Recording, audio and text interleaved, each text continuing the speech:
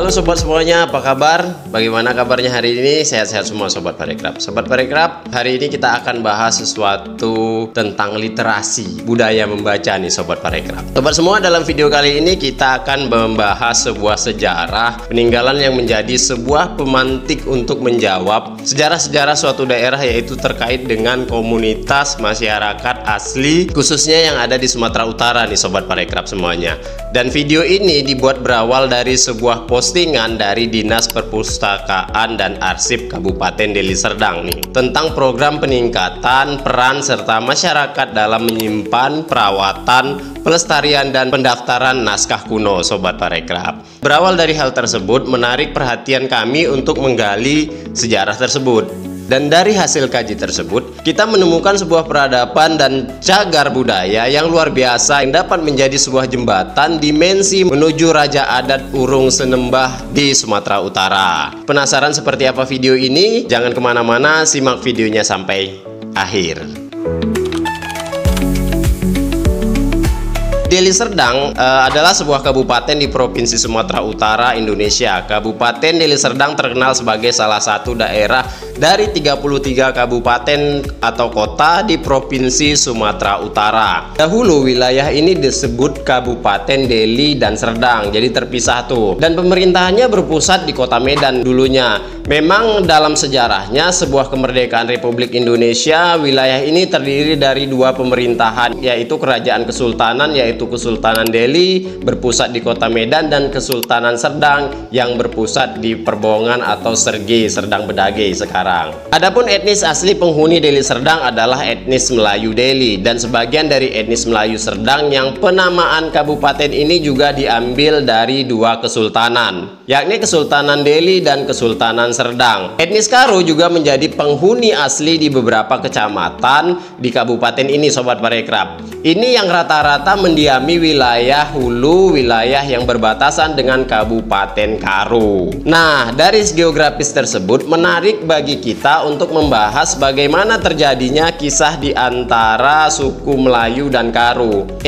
Lalu di mana nih suku Batak, Jawa, dan Tionghoa dan suku-suku lainnya ya sobat Parekraf ya? Nanti dulu kita akan bahas dulu dari suku etnis Melayu dan Karo nih sobat Parekraf.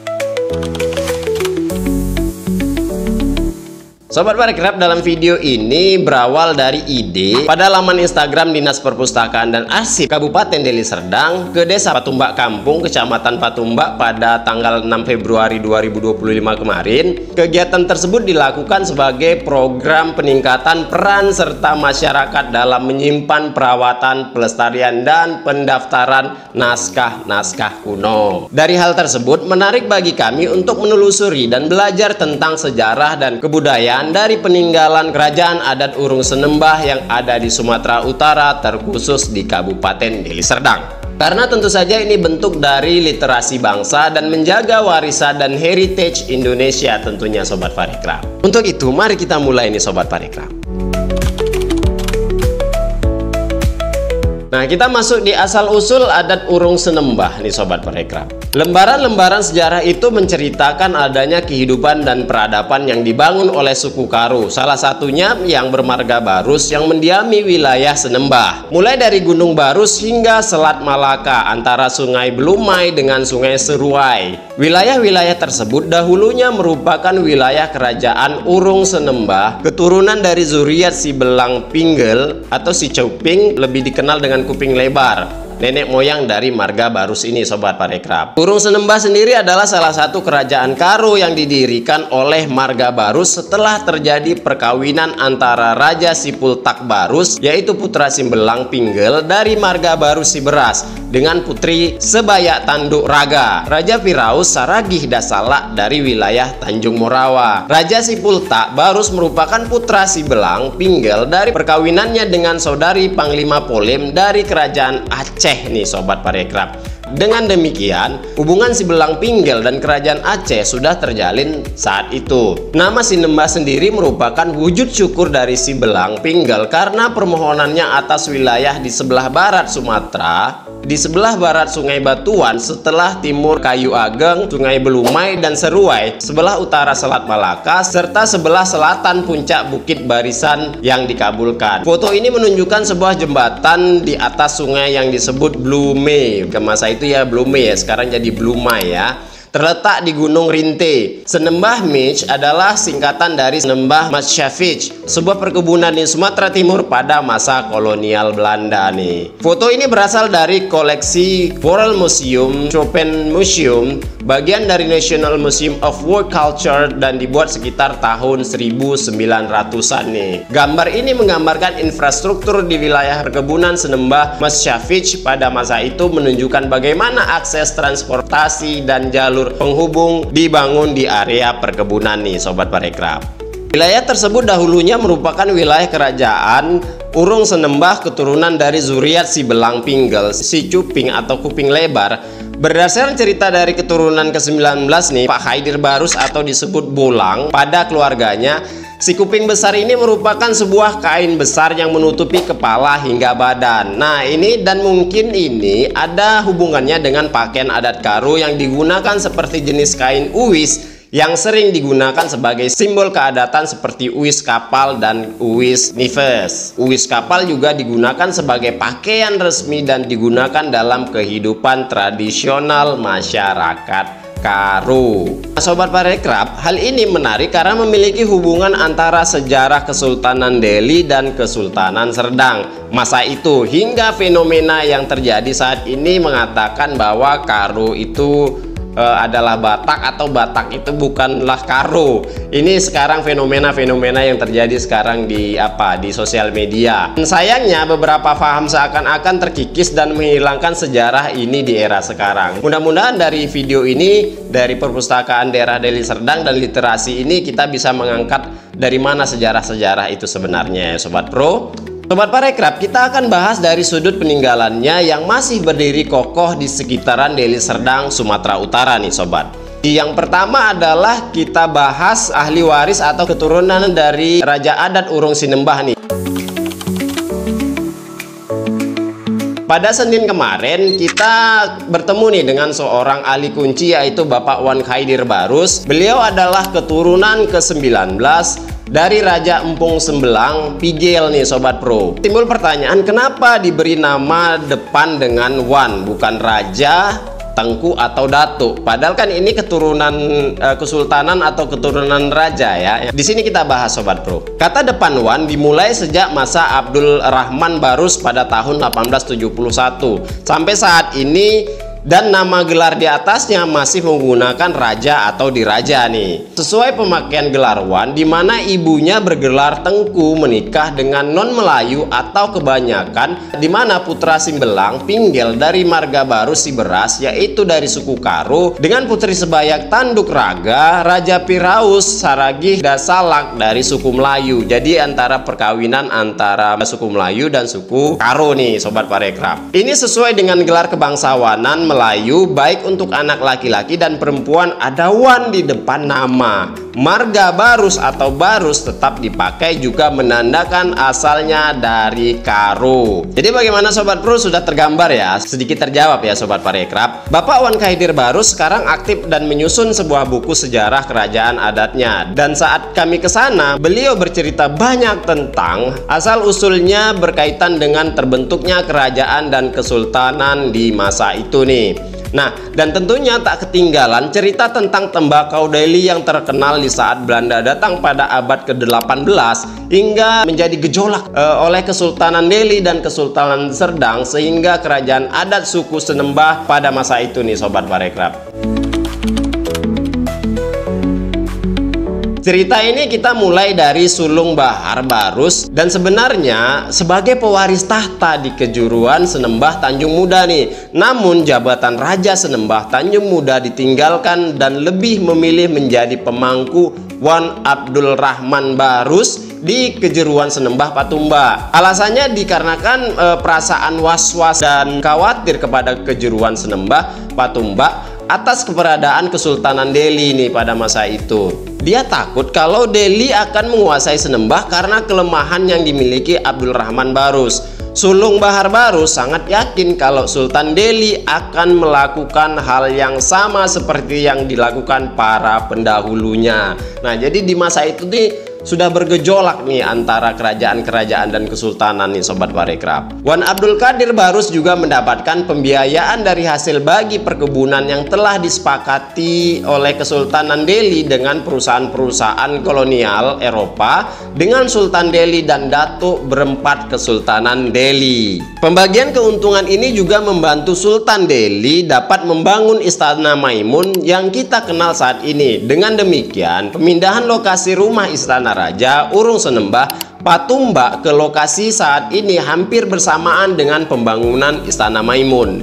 Wan Abdul Qadir Barus bersama dengan keluarga Urung Senembah Patumbak dan Serdang berupaya agar rumah atau Istana Raja Urung Senembah Patumbak ini merupakan juga atau rumah istana kebanggaan Senembah dan keluarganya nih Sobat Pro. Wan Abdul Qadir Barus mempunyai putra yang bernama Wan Heaven Barus. Lahir pada tahun 1914, ia berjiwa pedagang dan menggeluti perdagangan di masa-masa perkebunan tembakau di Sumatera Timur karena sangat harum dan lalu lintas perdagangan tembakau dari Sumatera Timur ke mancanegara sangat padat, dan hal ini dimanfaatkan oleh Wan Heaven Barus dengan mendirikan perusahaan-perusahaan pribumi dan berbisnis dengan perdagangan mancanegara serta menjadi salah satu tokoh pergerakan di Sumatera Timur pada masa itu, khususnya di Senembah dan di Delhi nih Sobat Pro. Maka rumah atau Istana Raja Urung Senembah di Patumbak menjadi saksi tumbuh besarnya Wan Heaven Barus. Rumah atau istana ini juga kemudian hari terus dibangun dan dibesarkan oleh Wan Heaven Barus dan bentuknya dapat kita lihat saat ini. Rumah atau istana tersebut kemudian dikenal dengan sebutan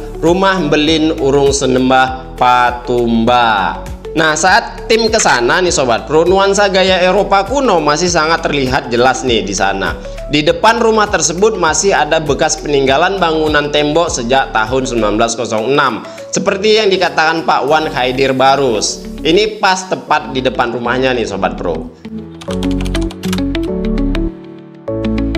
Namun yang menariknya juga Sobat Pro adalah di sana sempat memiliki alat tukar seperti uang. Nah, jadi ciri khas dari mata uang yang sangat berbeda pada zaman kemerdekaan. Dari hal tersebut nih kita bisa menyimpulkan nih bahwa Kerajaan Urung Senembah sudah ada sebelum masa kemerdekaan ini nih Sobat Pro. Pada gambar ini terlihat seperti token yang diterbitkan oleh Senembah Mackiewicz. Biasanya terbuat dari kertas dengan desain sederhana. Contohnya terdapat token dengan nilai 10 sen berwarna hijau dan 15 sen berwarna hitam. Pada bagian tengah token tercantum nilai nominal dalam sebuah oval berornamen dengan tulisan Senembah Mackiewicz yang mengelilinginya. Token tersebut dianggap sangat langka dan menjadi barang koleksi yang berharga nih sekarang Sobat Pro. Uang merupakan bentuk mata uang yang diterbitkan oleh perusahaan perkebunan pada masa kolonial Belanda di Indonesia.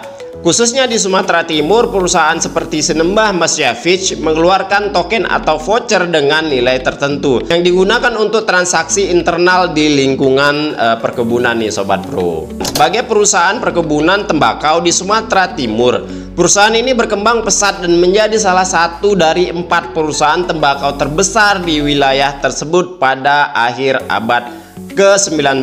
Selain tembakau, Senembah Mackiewicz juga mengelola perkebunan karet dan memiliki fasilitas seperti rumah sakit dan sekolah untuk pekerjanya. Pada masa itu perusahaan-perusahaan perkebunan seringkali menerbitkan mata uang atau token sendiri nih yang digunakan sebagai alat pembayaran di dalam lingkungan perkebunan. Token ini berfungsi untuk membayar upah kerja dan digunakan di toko-toko milik perusahaan sehingga pekerja hanya dapat membelanjakan uang tersebut di tempat-tempat tertentu oleh perusahaan. Praktik ini membantu perusahaan mengontrol ekonomi lokal yang memastikan bahwa uang tetap beredar di lingkungan mereka. Nah, jadi uang tersebut dibuat ya memang untuk transaksi mereka, menggaji orang-orang terdahulu di Indonesia, pada akhirnya balik lagi ke mereka Sobat Pro. Beberapa gambar ini kita dapatkan terkait Senembah Matas. Kita dapat menyimpulkannya pengaruh Eropa pada masa itu sudah memperkenalkan alat tukar kepada masyarakat lokal terkhusus yang di Sumatera Timur nih Sobat Pro. Jadi masa itu sudah ada transaksi dalam bentuk uang tapi dalam bentuk token mungkin ya. Berdasarkan cerita Pak Wan Haidir Barus, heritage ini hampir hilang nih sejak tahun 2014. Hal tersebut dikarenakan bangunan ini sempat dimiliki oleh salah satu suku Tionghoa akibat kehilapan dari salah satu keluarga nih Sobat Pro. Masa itu bangunan ini sempat terakuisisi kepemilikannya, namun pada sekitar antara tahun 2017 sampai 2018 dan ia pun mulai berusaha mendapatkannya kembali lewat jalur cagar budaya. Dengan tekadnya ia terus berusaha untuk mendapatkan bangunan ini kembali dengan berbagai hal dan persyaratan. Hingga tahun tersebut ia mendapatkannya kembali nih Sobat Pro. Jadi dia sudah mendapatkannya dengan berbagai persyaratan dan pada tahun 2021 bangunan ini disahkan menjadi cagar budaya oleh Bupati Deli Serdang yang dapat kita lihat yang masih terawat pada saat ini Sobat Pro. Peran ahli waris dan stakeholder sangatlah penting tentunya. Jadi dengan membaca sejarah dan menguatkan kesadaran kita tentang literasi terkait kerajaan adat Urung Sinembah, kita akan masuk ke dalam sebuah peradaban yang dapat menjawab teka-teki bagaimana terbentuknya sebuah daerah. Dari apa yang dilakukan oleh Pak Wan Haidir Barus, kita belajar banyak tentang bagaimana sebuah peradaban terbentuk. Dari beberapa segmen tadi, kita sedikit dibawa untuk terjun langsung bagaimana kehidupan pada abad ke-16 hingga ke-20. Dari silsilah suku, adat hingga geografis pemetaan wilayah kesultanan pada masa tersebut. Hal ini pula yang sedang dikerjakan oleh Pak Wan Haidir Barus dalam menjaga warisan Indonesia melalui buku-buku yang ia susun bersama timnya tentunya Sobat Pro. Dan terlepas dari hal tersebut pula, Pak Wan Haidir Barus tentunya tidak bisa bekerja sendirian nih. Untuk itu seperti Dinas Perpustakaan dan Arsip Kabupaten Deli Serdang juga mulai mendata peninggalan-peninggalan sejarah yang ada terkhusus di Kabupaten Deli Serdang. Saya kira ya Sobat Pro, tidak hanya satu kedinasan saja yang bisa menjadi mitra dalam pengembangan ini tentunya. Seperti Dinas Kebudayaan, Pendidikan, Museum juga ya kan. Dan pada akhirnya nanti ini bakal menjadi tujuan pariwisata dan pada akhirnya ini bergerak juga bersama Dinas Pariwisata untuk ikut bagian dalam mengembangkan atau menjaga heritage yang ada di